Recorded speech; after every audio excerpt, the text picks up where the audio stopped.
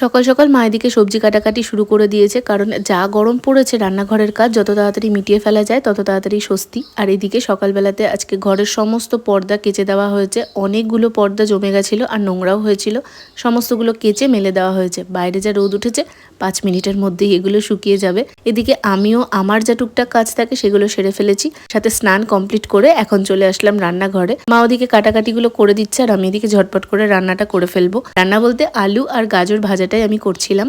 আজকে সকাল থেকে যা প্রচন্ড গরম পড়েছে তাতে না কোনো কিছু রান্না করতে ভালো লাগছিল না কিছু খেতে। সন্ধ্যাবেলাতে এই পর্দাগুলো সবটাই শুকিয়ে গেছিল আর সেগুলোকেই এখন ভালোভাবে সেট করে দিচ্ছিলাম। এই দিকটাতে তো তোমরা দেখেছো এতদিন একটাই পর্দা থাকতো, যে কারণে পুরো যে তাকটা সেটা কভার করা যেত না। সেই জন্য এই দিকটাতে দুটো পর্দা লাগিয়ে দিয়েছি যাতে পুরোটা ঢাকা হয়ে যায়। এরপর ঝটপট করে বাকি পর্দাগুলো লাগিয়ে ফেললাম। আর পর্দাগুলো যেহেতু কাঁচা হয়েছে এত সুন্দর পরিষ্কার হয়েছে, পুরো ঘরটার লুকটাই চেঞ্জ হয়ে গেছে। এরপর মা করেছিল চা, আর এই যে বিস্কুটটা দেখছো এত অখাদ্য ছিল, খাওয়ার পর আমার সারা দিন শরীর খারাপ করেছে।